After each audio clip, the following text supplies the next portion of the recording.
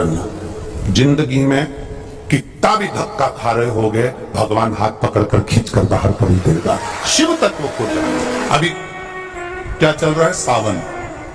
हमने पहले कथाओं में कहा, आप लोगों ने स्मरण में रखा होगा, 12 महीने शंकर जी को 1 लोटा जल चढ़ा, पर सावन के महीने में शंकर जी को जम के बोलो जरा 2 लोटा जल चढ़ा। इस पुष्कर की ब्रह्मा शिव महापुराण की कथा का स्मरण करिएगा, थोड़ा सा ध्यान दीजिएगा। जैसे ये शिवलिंग है, ये जलाधारी है, ये यहां से जल नीचे जा रहा है। जलाधारी का जो मुख होता है वो उत्तर की ओर हो जाता है, ठीक है, समझिएगा जरा। अब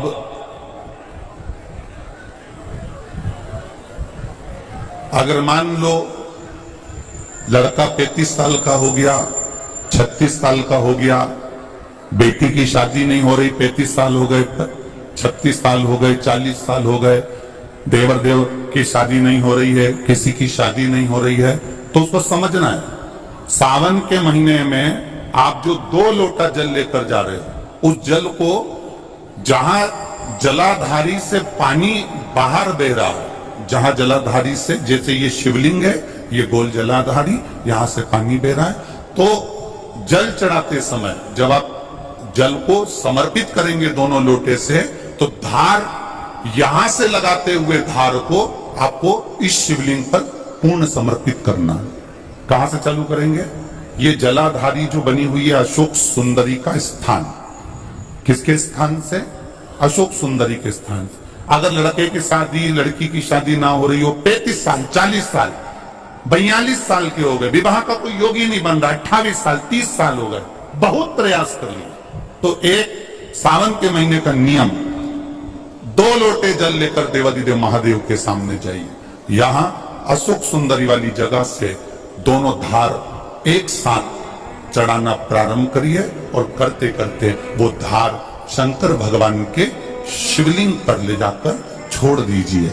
ये सावन के महीने के अगर आपने मात्र 7 दिन भी लगातार अगर ये धार आपने चढ़ा ली है, तो देवाधिदेव महादेव की कृपा से 3-4 महीने में सूचना आपको प्राप्त हो ही जाती है। 12 महीने 1 लोटा जल चढ़ाइए, संपूर्ण 12 महीना 1 लोटा जल चढ़ा।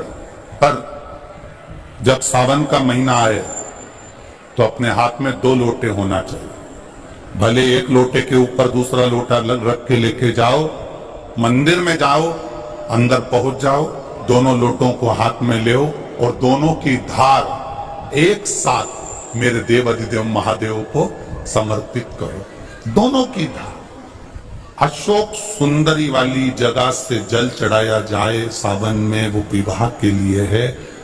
लग रहा है कोई बीमारी अपने शरीर में आने वाली है, डॉक्टर को दिखाने जाऊंगी, कोई तकलीफ बड़ी आने वाली है, कोई बड़ा रोग इस शरीर में ना आए, तो श्रावण के महीने में 3 जगह पर बेलपत्र, एक अशोक सुंदरी वाली जगह पर जिसकी डंडी का मुख जहां से पानी बहता है वहां रहे, बहुत ध्यान से सुनना।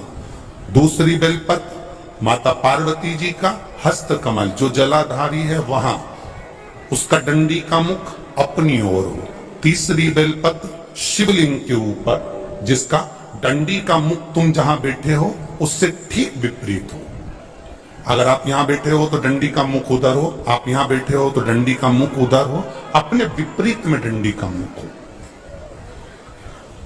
बेलपत्र चढ़ा देने के बाद 2 हाथ में जो तुम्हारे जल का पात्र है उसको बाबा को धीरे धीरे तीनों स्थान पर धार थोड़ी थोड़ी चढ़ाई है, और फिर बाबा का आचमन कर आई है।